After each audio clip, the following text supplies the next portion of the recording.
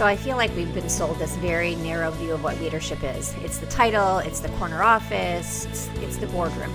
And to me, leadership, it's the things we do every single day. It's the behind the scenes, it's the messy moments. But nobody's ever called it leadership, so we don't see ourselves that way. But think about how differently people would show up to work already thinking that they're a leader, right? Understanding that, wow, these are leadership decisions. And so many of our biggest decisions happen around the kitchen table. Every single decision we make, think about how it impacts someone's life. Whatever decision you're making, right? That is leadership. And so we need to look at it differently. And that's why I think it's so important that we kind of change the narrative there and that, only certain people are leaders. No, we're all leaders. We just lead differently.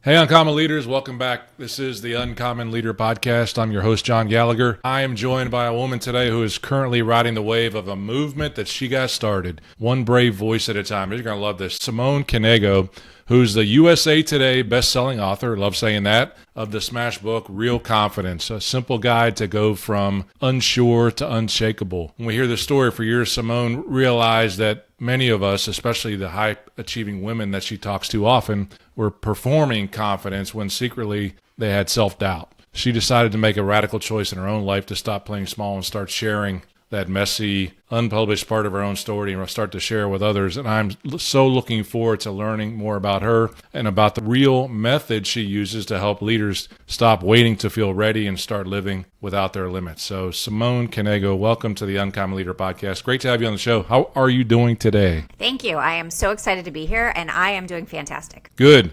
Well, I hope you've kind of come down out of the clouds. We talked about this a little bit for recording on the best-selling author status. With 6 children, it doesn't give you a lot of time necessarily to get ready and write books. We're going to talk about that, how you even did that with regards to writing a book and how you spent that time. But I'll start you off with the first question that I always start off my first-time guests before we get into your book. That's to tell me a story from your childhood that still impacts who you are today as a person or as a leader. It's a great way to jump in because it is a big story. So this is really what impacted my life and something I didn't talk about for years, in that when I was in high school, I had an abusive boyfriend for 3 years and stuffed it down, didn't talk about it. Even to my parents, I really held back on stuff. Like, I didn't tell them the whole thing. And actually, when I wrote the book, I actually said to my mom literally 2 days ago that just be prepared when you read it, because she hadn't read it yet, that I told the story about, let's call him John. And she said, I'm so glad you did, because I think it will really help a lot of people. And so that part of my life impacted me negatively for so long. But now I see it as a positive, because all of the things that I struggled with, I can now use to help other people realize what they're capable of. Yeah, and we know with our friends at Brand Builders Group, Roy Vaden, everybody else steals his quote, but I always give him credit. We're most powerfully positioned to help the person that we once were. And I can see that in the stories inside of your book and who you are and who you've become over time as well. So let's start off with a tough question right off the bat with regards to the book. You say that confidence is found. Okay. Why do so many other people believe it has to be built? You say it is found. Tell me more about that. I do say it's built. It's a skill that you build from the inside out. And it's not something you have or you don't. I think that's what I used to think, is that other people were confident and I just wasn't. But it has nothing to do with that. It's something you work on every single day. We talk about learning a language. You don't take one Spanish lesson and become fluent, right? You don't go to the gym one time and become buff, although that would be fantastic. But it doesn't happen that way. And the same thing with our mindset. Like, why should that be any different than the other things we do? We have to work on it on a regular basis. And so I think that's such an important piece, is that we understand that it's not like you're born this way. It's that you have to work on it just like we work on everything else. The skill in and of itself, and that's a great point in terms of it having to be developed over time and you have to work at it. What are some of the things when you come in contact, whether it's folks that you talk to as a speaker or whether it's folks you come in contact with as a leader, that keep them from building the skill of confidence? I think a big piece of it is that they don't understand that they can build it, right? And they compare themselves to others, and they look at other people and say, well, they're just so confident and that will never be me. And that has nothing to do with it. And that's a big limiting factor. I think that the comparison game we play, like, it serves no value, because when you're comparing yourself to somebody else, they don't even know it's happening. The only one that it's affecting is you.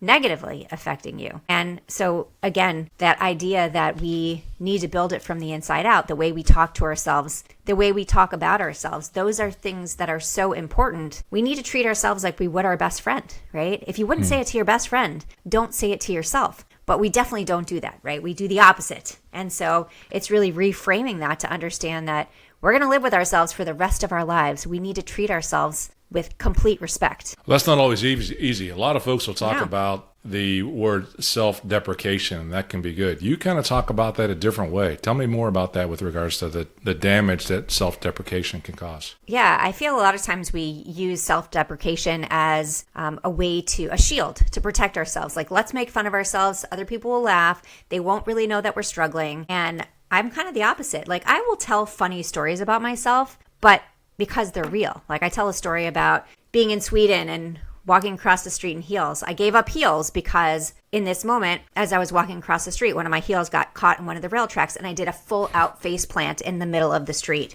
I'm like, why am I wearing heels? I don't even like them, right? And so now I wear sneakers everywhere I go. I wear sneakers on stage. But so often we put up this shield and we make fun of ourselves to comfort others, because if we tell the real things that are happening, it might make people uncomfortable. And I'm all about making people uncomfortable in a good way. Like, tell the real story. Because when you share what you struggle with, that's where other people truly connect, because they don't feel like they have to perform anymore. And so often we go through our lives performing, and that's what we do. You say that word comfort or uncomfortable as well. I mean, this conversation of itself and many of the stories that you share inside of the book are really a permission slip to be uncomfortable. Let's just go to the big one that I'm like, oh my goodness, I can't believe this actually occurred. And that was the Mount Kilimanjaro expedition. What in the world were you thinking? And just, oh yeah, I'm going to decide to go climb Mount Kilimanjaro. Yeah. So, for so long, I was the people pleaser. I called myself the yes girl, right? When someone asked, I had to say yes. It didn't matter that I had 6 kids. If someone said, oh, can you pick up my kid? I have to go get my hair done. I'm like, oh yeah, sure, I can do that, right? So that was me. Yes, I'll do that. And a friend of ours had climbed Kilimanjaro the year before I did. And he actually called my husband and said, they're putting together a team for next year. Would you be interested? And of course, because it's my story, the way I tell the story is that my husband said, 1, 2, 3, no, thank you. Call Simone. Now, of course, the way he tells it, I was thinking about the amount of time my brain would be without oxygen. And he goes through this whole thing because he's a physician. And so, his friend called me and I said, the answer is yes. Because I understood at that moment that I really needed to get out of my own way. I was really struggling, still wasn't talking about the things that I had struggled with when I was younger, and felt like I wasn't making a difference in the world. And that's how backwards my mindset was back then. I mean, I'm raising 6 amazing kids.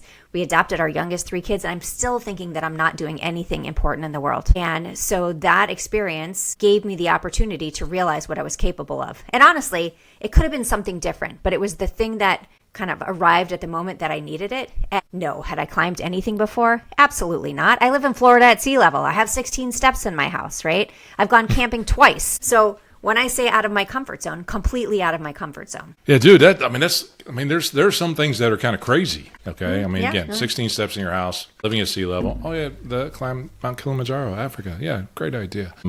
I would imagine, and we're going to come back to that story here, but I would imagine you had to use some of your frameworks, and you may have even doubted some of those frameworks as you did that exercise. So your book is Real Confidence, the name. It's a play on words. It's an acronym, REAL, which is really cool. Tell me about this framework, these 4 steps in REAL, and how it will help me or the listeners to build confidence. Absolutely. So it actually came about after Kilimanjaro. I figured out, okay, how did I go from point A to point B? Right? I used to go down with my head down, just get through the day. And Kilimanjaro was really a big awakening for me. And I guess it sounds cliche. She climbed a mountain and her mindset changed. But it really is true that I was like, why am I worrying about what anybody else is thinking? Why am I comparing myself to other people? None of that matters. And so when I looked through everything, what came back to me was that I needed to respect myself. So the R is respect yourself. E is embrace your failures. A is ask yourself what you want. And L is live without limits. And I started with respect yourself because, well, not just because I like the word real better than authentic, but I think that self-respect is the foundation for everything we do, right? If we don't respect ourselves, how can we expect other people to? And for me, it's not about demanding respect. I so often hear people say, I'm going to walk into that boardroom and I'm going to demand respect. And I think it's the opposite. I think you need to demonstrate it to yourself so that other people realize how you deserve to be treated, right? That it is, hey, I'm not doing that. I'm setting boundaries. Like, this is not my role. I don't need to take on everybody else's work. Self-care is very important. Like, there's so many pieces to that self-respect piece. But I don't know about you, but for me, when I was a kid, I was taught to respect my elders, respect my peers, but never once do I remember that the most important person to respect is myself. And that's something it's really important for me with my kids so that they understand that. And I had amazing parents, but I wonder how different things would be if I looked at it differently, if I understood like saying no is a full sentence. Saying no is a full sentence. Love that. There's those isms. You had those isms and those quotes all the way through. I didn't see that one. That's a really good one. Saying no is a full sentence. No doubt about it. And that self-respect component is very good. And we can talk about even that one. What are barriers to that? I believe you refer to it as I'm looking for the what if whisperer. What is the what if whisperer? So we all have that voice inside our head that likes to tell us that we're not enough. And, for me, especially on the mountain, it was, not just on the mountain, every day in life, right? Ooh, what if they judge you? What if you're not enough? What if you shouldn't be doing this? Like, don't take that risk. And so I call that voice the what if whisperer. I've also named her Sally because that way I can it sounds crazy, but I can actually separate it from myself, right? I'm like, that is Sally talking. That is not real. And for me, that was really important because it's the stories that we tell ourselves, right? So if we talk about like a mindset hack that I think is my most important hack that I use on a regular basis, it has a very creative title, came up with it myself. It's called Control Alt Delete. So back in the day, that was how we would reset a frozen computer. Now it brings up Task Manager. Yes. Okay, here we go, Frozen Simone. computer. You're going to share our ages with us. I remember that. I remember that. Now it brings up Task Manager. It does not manage my tasks, so I actually don't know what it does. But somebody said, Task Manager. No, it doesn't do anything for me. But, sometimes our minds freeze too. We get stuck in that comparison game. We spiral in self-doubt. So control is about awareness. So often we are not aware of what we're saying to ourselves, what we're saying about ourselves. There's a study out of Queen's University in Canada that shows that we have around 6,200 thoughts every day. Now, there are other studies that show we have 60,000 thoughts every day. Who knows what the real answer is? But the point of the 6,200 is that when they kind of evaluated it they did different studies with it, that 80% of those thoughts are negative and 95% are repetitive. So day after day, the same negative thoughts on repeat. So that awareness piece is so huge. What's the story you're telling yourself? Is it real? Is it helpful? Most of the time, the answer is no. Alt is about alternative. Tell yourself a better story. Instead of telling yourself that you can't do something, yes, I can. Watch me. Instead of asking yourself, what if I fail? How about when I succeed? And finally, delete. Delete the habits and beliefs that don't serve you. Delete the comparison game. Delete the belief that you're not enough. The biggest one, delete the idea that you need to wait until you feel ready. I love to say that waiting until you feel ready is like waiting for IKEA instructions to actually make sense. It is not going to happen, right? So for me, like especially on Kilimanjaro, that was a big thing that I used because that voice in my head was like, you left 6 kids at home. I can't believe you're doing this. Like, you don't know what you're doing. And it was like, no, this is a story that I'm telling myself. This is not real. Like, I am doing this. I am in shape. I'm doing it. Are you tired of being tired? I know I was. That's when I was glad to find Own It Coaching. Now my resting heart rate's down 20%. Sleep quality up 300%. I just ran my first Spartan race at age 56. I feel better than I ever have. So if you're ready to stop settling and start owning your own health, go to CoachJohnGallagher.com/own it and set up a free call with the Own It coaching team. That's CoachJohnGallagher.com/own it.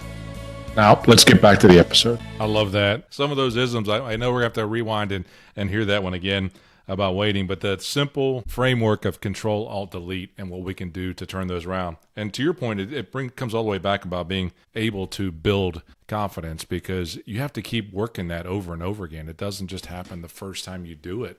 When you go through this, you got to keep practicing. You got to keep exercising to make that happen. You talked about that. I'm not going to go through all 4 of them. I appreciate you sharing the respect yourself component. I'll let the others buy the book to really figure out all 4 of them because I think they're really good. I'm curious, and it's more selfish about me, is the A, ask yourself what you want. Tell me more about that. That's a huge one. So we go through life doing everything for everybody else, right? And if you're a parent, probably even more so because you're like, oh no, I have to give everything away for this kid, or they need to come back for this and I've got to take care of this. And John and I were talking right before the episode that I have a couple of kids home from spring break. And it's fascinating when they come home that all of a sudden they've forgotten all of their life skills. Like they no longer know how to do laundry. Oh, when's dinner going to be ready? Like all of these things that they're capable of doing on their own, but all of a sudden they're home and they can't do it anymore. For so long, I went through just doing everything for everybody else and never asking myself, what do I actually want? And so the life that I have now was because I asked myself that question. What am I passionate about? What do I really enjoy?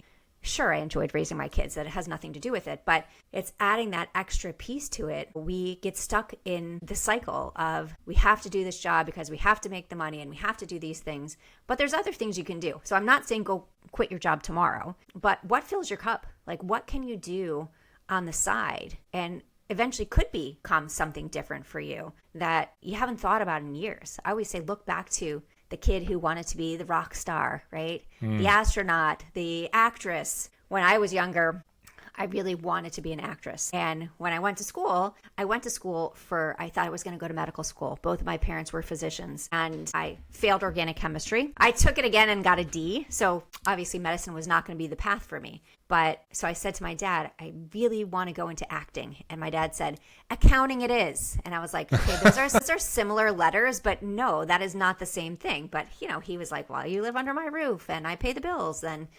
But what I'm doing now is, trust me, I'm not an actress, but I love being on podcasts. I love having a podcast. I love being on stage. So a lot of what I do now goes back to what I really wanted to do when I was a kid. And I think if we all looked back and said, oh, wait, I really loved painting. I really loved singing. There are so many things that you can do on the weekend, in the evenings, to really fill your cup. But so often we don't ask ourselves that because we feel like we have to do everything for everybody else. Actress, who was the actress you emulated growing up? You know who I really liked, and I'm trying to think of when I was really little. When I was really little, our big thing was fake karaoke because they didn't have karaoke machines back then. And so we would go into my neighbor's basement and we would sing along to Donna Summers. And I was really good.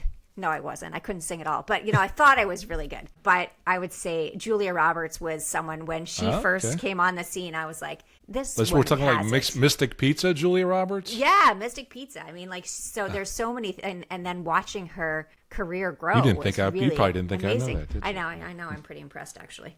Good job. But yeah, I look back at when I was younger and I think, okay, I'm doing so many of the things now that aren't exactly, but pretty close to what I really wanted. And I love this even more because I feel like the work I'm doing now really, when I get up on stage and I have women come up to me and say, what you just said really has changed the way I've been thinking about my life. That's huge for me, and it's not about me. So, I mean, it's not like, oh, good job, Simone. It's about, wow, like the power of words is incredible. Sure. About the impact. I love that.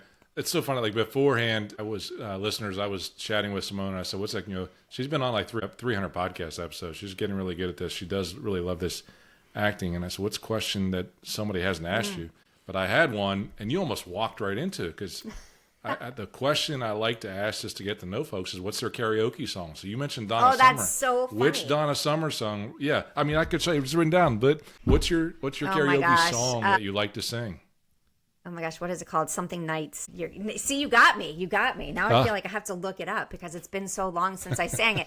But it actually reminded me, I was at my daughter's apartment in Nashville, and her boyfriend had just shipped like all of his records, from his house in Washington State. And I was like, oh my gosh, you have a Donna Summers record. Like that is what we used to sing to when I was a little kid. It's been a lot of years, so now I feel like I need to bring it back out. And then I'll call you and say, this was the song. All right, we'll get it in the show notes somehow. You'll remember what it is, but we'll get it in there. So that's so cool to kind of think about that song. Back to the book here a little bit. We could keep driving down these things, but I mean, again, you primarily, your group that you speak to is women. We're talking to leaders on this podcast as well. But, your book, Real Confidence, the impact that you want it to have, the book test that I often talk about. Folks are going to read it. They're going to put it on the shelf, just like the one behind us. I see a couple of your books sitting there. Yeah. And what do you want them to feel, and what do you want them to do when they see it a year later, kind of thing? They see your book there. Yeah, I want it to be a reminder of what they're capable of. And what I found really interesting about this book is that I did write this book specifically for women. Now, a lot of my keynotes are for women. I speak to men as well. But what I found most interesting was that I had so many men come up to me, like their wife bought the book and then they read it and they said, this was my story. Like, I connected with everything here. And I was so shocked by it, not because I haven't thought about men struggling with confidence before, but just hearing that out loud. And I feel like, wow, that really opened a whole new realm for people to say, here's what I struggle with. Because I noticed that for me, I'm open and honest about everything now. Like, I am an open book. You ask me a question, I'm going to answer it, even if it's uncomfortable. And we were at a dinner a few months ago, and we were talking about the book, and my husband was saying, when I was younger, I was really horrible at sports, and I really struggled with confidence because of it. And his friends just kind of looked at him at first, and they were like, I don't struggle. And I was like, you guys are all liars. There's no way you've gone through your life and not have struggled with something. And maybe you've, grown through it now, but you have to look back, and you can't pretend like everything was okay. And that's such a big part of this book, is giving people permission to say, here's what I struggled with, or here's what I struggle with. Yeah, back to guys are really good at trying to deflect that. I mean, let's just face it, absolutely what they are. And, another point you had, we talked about self-deprecation, is you compare that to self-awareness. And within the realm of self-deprecation, there's a level of awareness that guys aren't comfortable talking about often. The questions that I ask, I'm selfish. Most of them are like a coaching session for me to work my way through, whether you're talking about limiting beliefs, okay, you're talking about that inner critic, that word that sits there, that is the what if whisperer, exists in my head all day long. And I've got a accountability group of men that we talk about it all the time, those things that keep us from doing what we want to do. So yeah, men, get over yourself as you listen to this. And even to a certain extent, you have to tell the women to get over it as well. For some reason, we seem to think that it's easier for women to share their emotion. Well, I'm a crier. We could probably get in. There's no doubt about that. And I've embarrassed myself many times going down that journey. So I appreciate the fact that, again, as I read it, I didn't hear you necessarily talking to women. I heard you talking to leaders, people who have influence that struggle every day of their life, need to improve. So that's really cool. The other part of that is parenting. 6 kids, bless your heart. And you've got some great stories in there about when you adopted 2 children as well. And I smiled at the attendant who helped you to get your baby to stop crying on the long flight back. But you had a term in there called kitchen table leadership and how it really developed for you. What is kitchen table leadership? So I feel like we've been sold this very narrow view of what leadership is. It's the title, it's the corner office, it's the boardroom. And to me, leadership, it's the things we do every single day. It's the behind the scenes, it's the messy moments. But nobody's ever called it leadership, so we don't see ourselves that way. But think about how differently people would show up to work already thinking that they're a leader, right? Understanding that, wow, these are leadership decisions. And so many of our biggest decisions happen around the kitchen table. I mean, for us, when we adopted our youngest 3 kids, those decisions were around the kitchen table. Every kid had to vote. It had to be unanimous. And if that didn't happen, we wouldn't move forward. And so when I look at our kitchen table, that is a serious place of leadership, because every single decision we make, think about how it impacts someone's life, whatever decision you're making, right? That is leadership. And so we need to look at it differently. And that's why I think it's so important that we kind of change the narrative there, and that, only certain people are leaders. No, we're all leaders. We just lead differently. So good. Thank you for sharing that. The kind of last question about the book, and I'm kind of moved. I can't believe how fast time is going through. You mentioned this in the list of quotes that you gave me that have influenced you, or your quotes. Labels are for wine bottles. Yeah. What does that mean to you? Yeah. So, so often we label ourselves, we label other people, and our words become our reality. So the more we tell ourselves what we're not capable of, that's what we believe. The more we tell ourselves what we are capable of, that's what we believe. And so every time we label somebody, we look at people and we say, we have this idea in our head before we even start a conversation. So that's a huge thing with my kids to say, don't ever think something before you ask the question, right? Because you have no idea. And so obviously I like wine. So when I talk about, you can talk about labels on a record album, whatever. But, that idea is that it's not made for people. Like, we should not be going around and saying, this person isn't capable of that. And we should definitely not be doing it to ourselves, right? Like, oh yeah, that's not for me. I'm not ready for that. I'm not capable of that. And we're labeling ourselves saying like, we're not worthy of this. And it's so not true. And so keep the label on the wine bottle and treat yourself like you would your best friend. Love that. Treat yourself like you would your best friend. No doubt about it. Because we're really good at not doing that as human beings, certainly myself as well. And I have to be aware of that, stay aware of it. Simone, I lost kind of my track where I wanted to go with the last one. Where can folks learn more about you, kind of who you are and what you're up to nowadays? Yeah, so best place is my website, SimoneKnego.com, which SimoneKnego. I am the only Simone Knego in the world. Until someone names their baby after me, I'm waiting for the day. But until then, you can find me probably however you spell it, you can find me. And, I'm on social media, all the things. I have a podcast with my 23-year-old daughter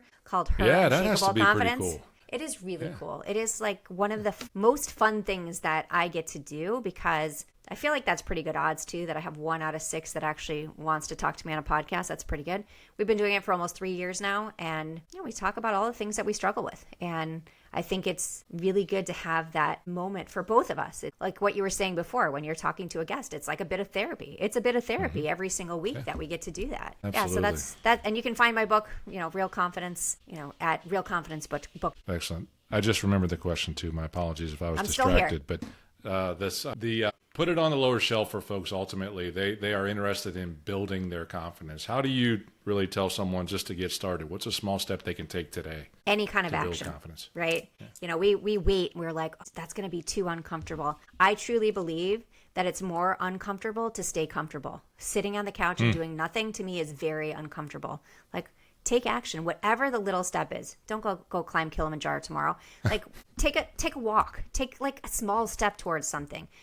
Don't not apply for the job because you think that you're not capable of it. Apply for it anyways. So all of the things that you've been telling yourself you're not ready for, take the step. What's the worst thing that's going to happen, right? Someone might say no, and then what, right? You learn something and you do it again. And that's the thing about embracing your failures. You learn from it. And so any kind of action you can take, that's what builds confidence. It's when you're waiting around for someone else to tell you what to do that you're like, oh, I'm not worthy. Yes, you are. Take the action. Yes, you are. Thank you. Take the action. I love that as a first step. Simone, you've been a very gracious guest on the Uncommon Leader podcast. I'm quite sure that the listeners have enjoyed it, found some value in it. I encourage them to go out there and get a copy of the book if they haven't already, Real Confidence. I think they're going to love it. I know I did as I went through it. I want to ask you one more question, and it's almost there. It might be take the action. We're going to go there. I'm going to give you a billboard. You can put that billboard anywhere you want to, Sarasota, or you can put it anywhere you want to with regards to that billboard. What's the message you're going to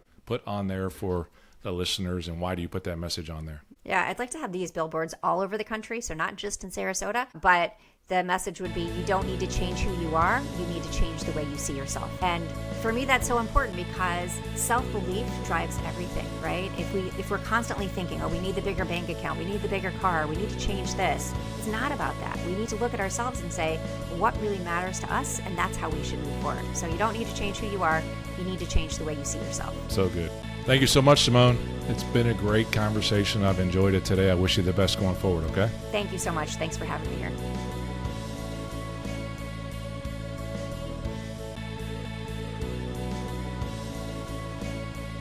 Until next time, go and grow champions.